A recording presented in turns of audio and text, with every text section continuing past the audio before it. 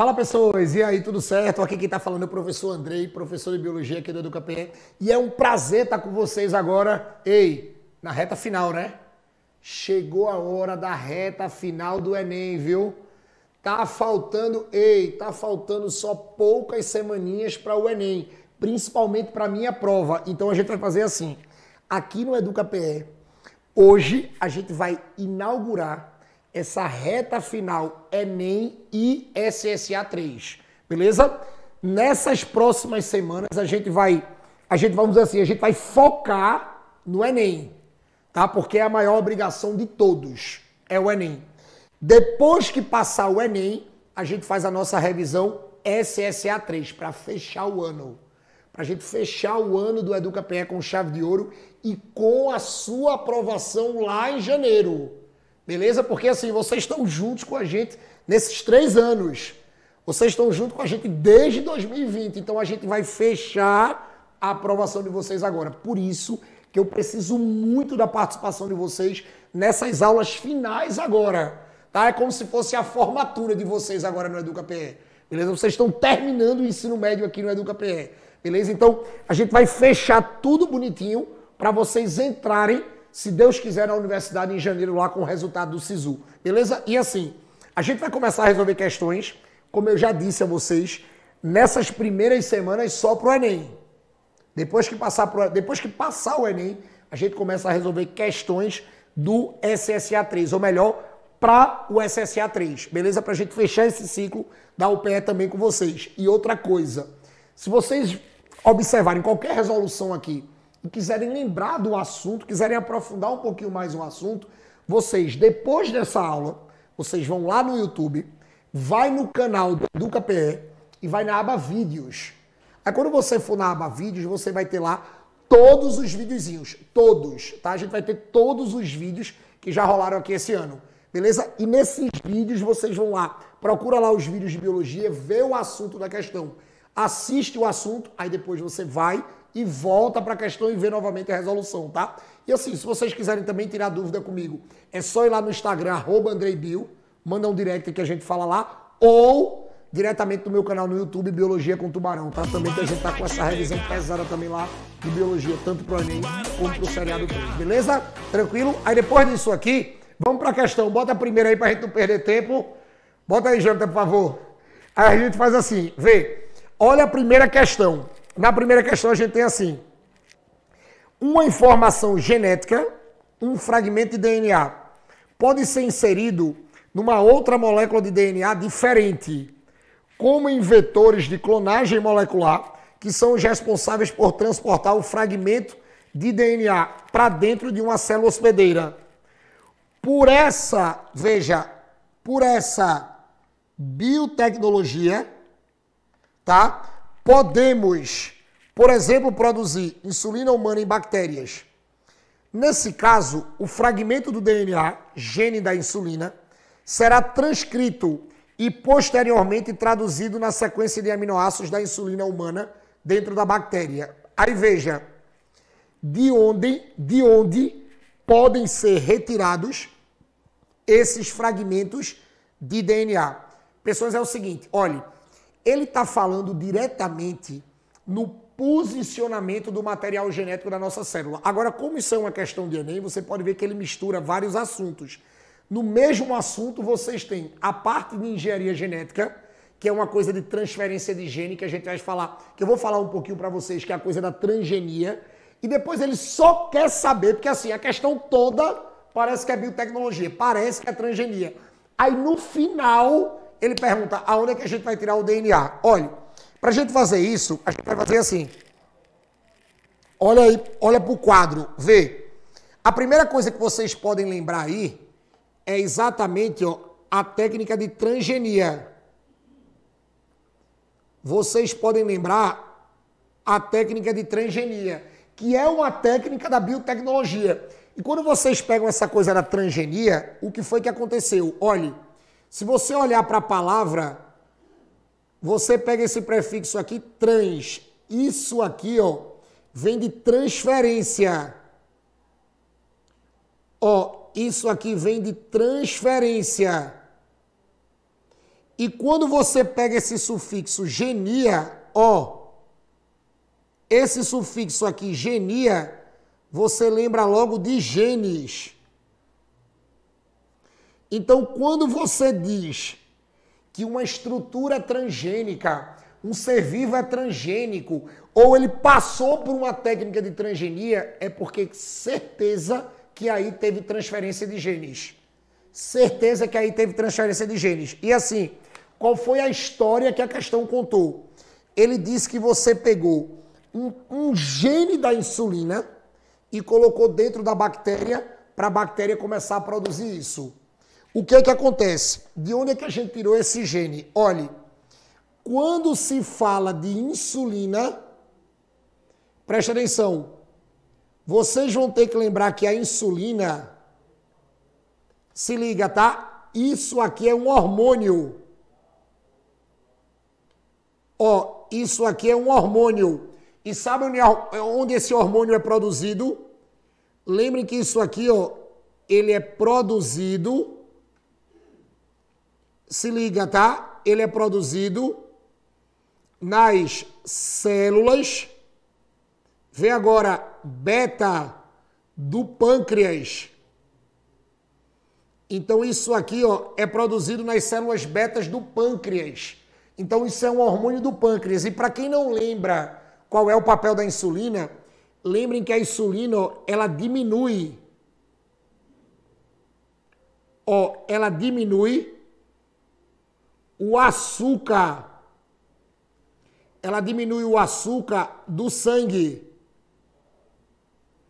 Ela diminui o açúcar do sangue. Aí vê, se a insulina é um hormônio produzido pelas células beta do pâncreas. E eu vou e digo para vocês agora que esse hormônio é uma proteína. Então vocês concordam comigo que se esse hormônio é uma proteína, significa que o gene, a receita dessa proteína, ela fica, claro, dentro de onde ele é produzido, que é na célula beta. Aí o que é que você teria que lembrar? Aonde é que fica o gene? Na célula beta do pâncreas, que produz a insulina. Aí é só você lembrar da localização dos DNAs na célula. Imagine que você pega isso aqui, ó, imagine que eu faço aqui, vê, a gente tem isso aqui, aí tem o núcleo. Lembrem que essa estrutura aqui é o núcleo. O que é que vocês aprendem? Que o núcleo é uma parte da célula aonde a gente usa principalmente para guardar o material genético da célula. Então, ó, imagine que dentro desse núcleo aqui, você vai ter um DNAzinho. Ó, você vai ter um DNA aqui dentro, que nesse DNA, agora sim, em cada núcleo só tem um DNA? Não, a gente tem 46, tá? Lembre que todas as informações genéticas do nosso corpo, elas ficam guardadas em 46 DNAs. E dentro desses DNAs você vai ter milhares de genes. Aí o que é que acontece? Aí imagina que nesse DNA, eu venho aqui, ó, e arranco um pedaço dele.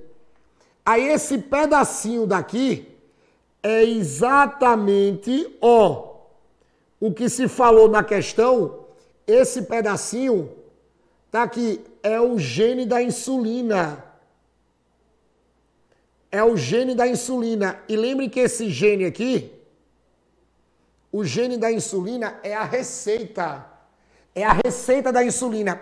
Aí você pega esse gene, ó, e transfere esse gene. Você pega esse gene e transfere ele. Se você está transferindo o gene, você está fazendo uma transgenia, transferência de gene. Ah, André, mas eu vou transferir ele para onde? Está aqui, ó. Aí você transfere ele exatamente para uma bactéria, que é a bactéria que vai ser usada no laboratório de biotecnologia. Então, quando você lembra de tudo isso, aí ele vai perguntar, aonde é que você encontra o gene da insulina? Aonde você encontra o gene da insulina é no DNA, é em um DNA da célula beta.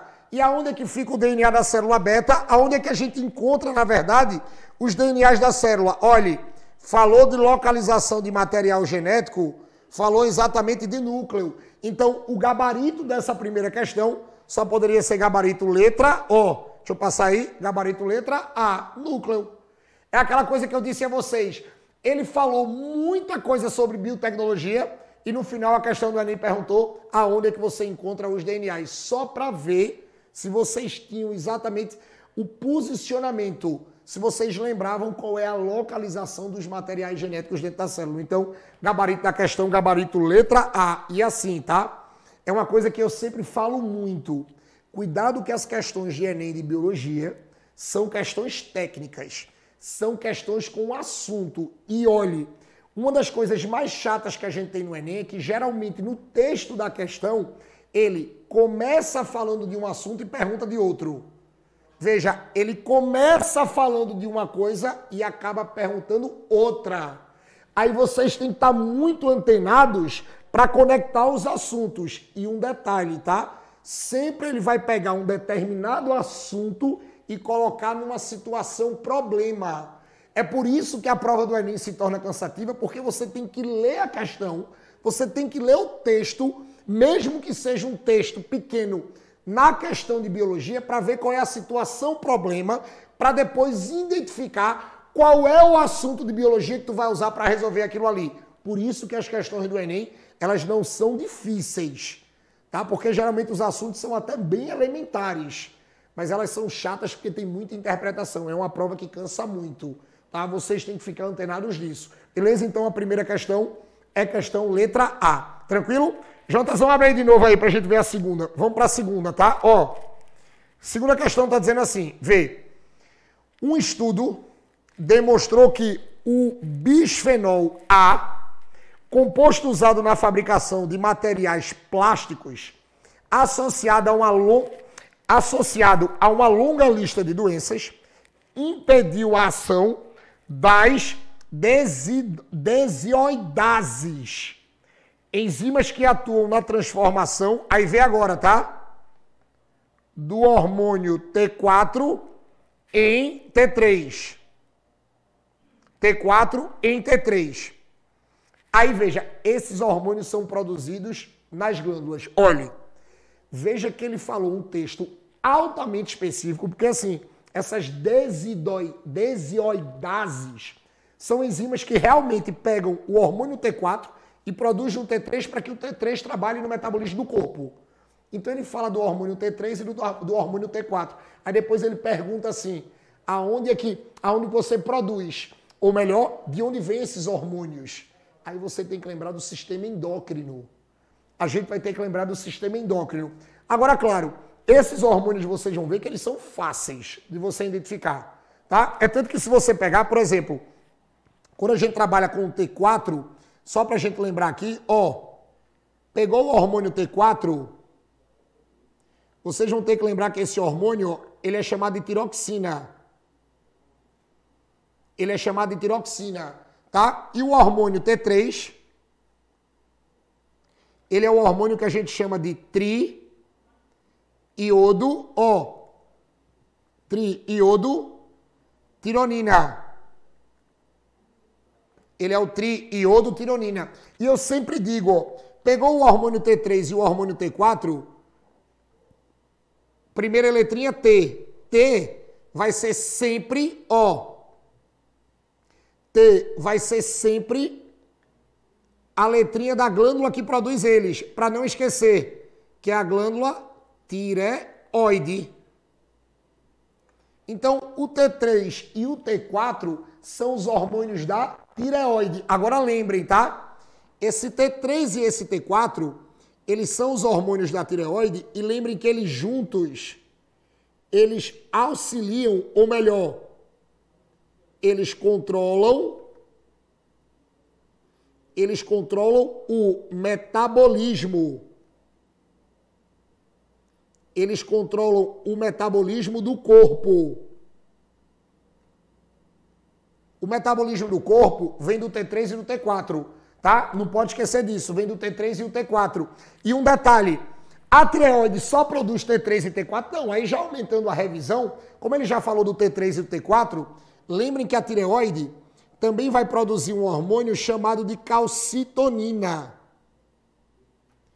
Lembrem que a tireoide, ó, também vai produzir um hormônio chamado de calcitonina.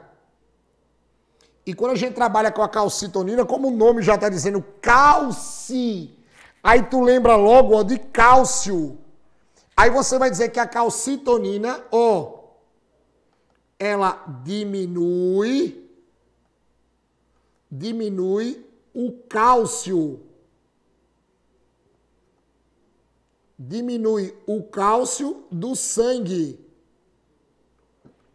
Ela diminui o cálcio do sangue. Calcitonina, cálcio, ela vai diminuir o cálcio do sangue, tá? E um detalhe, lembrem que essa glândulazinha, ela é uma glândulazinha do pescoço. Ela parece uma gravata borboletazinha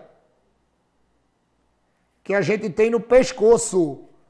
Ela parece uma gravata borboleta que fica aqui no pescoço, tá? Então, isso é a tireoide. Então, se você lembrasse da T3, você não precisava nem saber de todas essas enzimas, transformações. Ele só perguntou direto de onde é que vem o T3 e o T4. Então, o gabarito disso aqui só poderia ser, ó, gabarito letra C, tireoide. Agora você pode dizer assim, Andrei, dá para tu lembrar das outras? Dá. Quando a gente trabalha com isso, ó, aí eu tenho, por exemplo, a paratireoide. A paratireoide, isso aqui é uma glândula que vai produzir um hormônio chamado de paratormônio. Isso aqui vai produzir, ó, o paratormônio. O paratormônio, ele trabalha junto com a calcitonina. Tá ligado que a calcitonina, eu acabei de botar aqui, vê. A calcitonina diminui o cálcio do sangue. Aí o paratormônio faz o inverso. O paratormônio faz o inverso. Ó. Quando você trabalha com um paratormônio que é produzido nas paratireoides, a gente vai dizer que o paratormônio, ele aumenta. Ele aumenta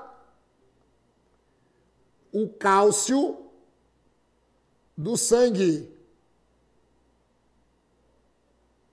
Ele vai aumentar o cálcio do sangue, tá? O paratormônio. Aí depois eu tenho aí glândula pancreática. Na primeira questão a gente até falou de um hormônio.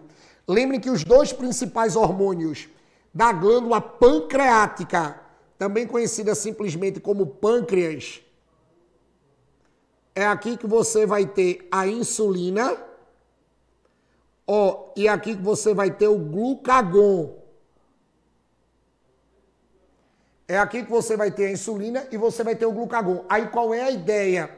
Lembrem que a insulina e o glucagon também têm funções muito próximas, tá? Porque o que é que acontece? A insulina, veja, ela tira o açúcar do sangue e o glucagon joga o açúcar do sangue. Se a insulina diminui o açúcar, o glucagon aumenta.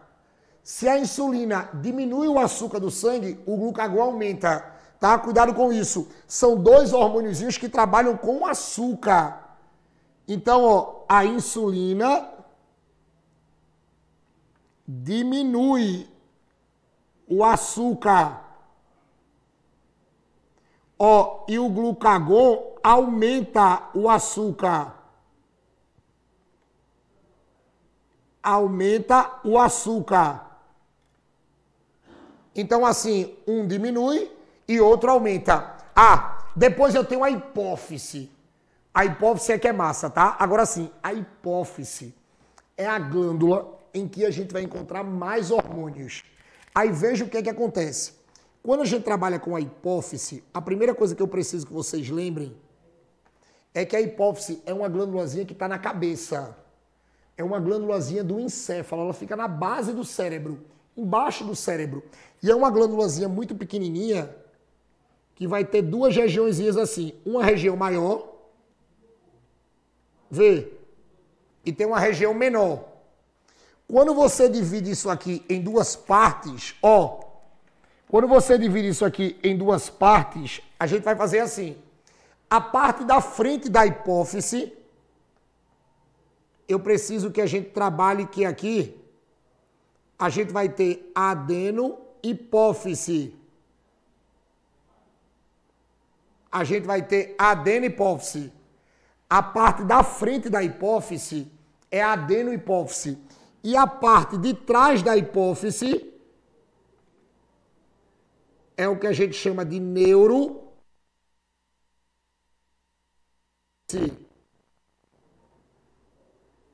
Então eu tenho assim, ó, eu tenho a adenohipófise e eu tenho a neurohipófise. Oxe, André, então quer dizer que a hipófise é dividida em duas partes? É. E uma coisa que eu preciso que vocês também não esqueçam, tá? Olhe, a adenihipófise é a área que produz, aqui ela produz, ela armazena e secreta hormônios.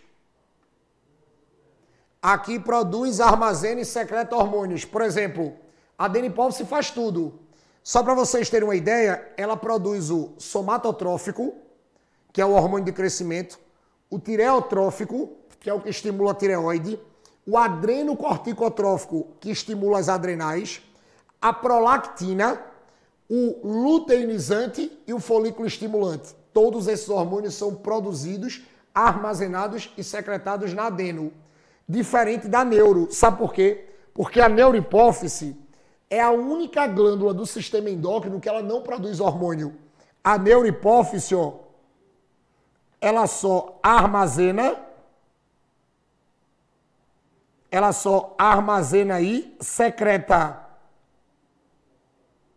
Ela só armazena e secreta hormônios. Aí você vai dizer, oxi, ela vai armazenar e secretar se ela não produz. É, porque sabe o que é que acontece? Os hormônios da neurohipófise vêm do hipotálamo. Os hormônios que são guardados e são liberados pela neurohipófise vêm do hipotálamo, que é uma glândulazinha que fica em cima. E sabe quais são os dois hormônios que o hipotálamo produz e joga para a neurohipófise? O ADH, que é o vasopressina, e a ocitocina. O ADH e a ocitocina, o danado do hipotálamo produz e manda para a neurohipófise guardar, tá? Não pode esquecer disso. E por último, eu tenho as adrenais. A adrenal é aquela glândula que antigamente a gente chamava de suprarrenal. Antigamente a gente chamava isso aqui, ó, de suprarrenal. Aí você pode dizer assim, Andrei, mas por que suprarrenal? Porque assim, ela era suprarrenal porque ela fica acima dos rins. É aquela coisa, ó, você vai ter os dois rinzinhos, deixa eu tentar fazer aqui, pronto, ó. Você vai ter um rinzinho aqui, aí você tem o outro rim aqui, aí acima dos rins você vai ter uma glândulazinha, que é exatamente a adrenal. Eu tenho uma adrenal aqui. Aí o que é que acontece? Essas glândulas adrenais, é claro, elas ficam acima dos rins, elas também vão produzir, vão armazenar e vão liberar hormônios. E um detalhe importante, tá?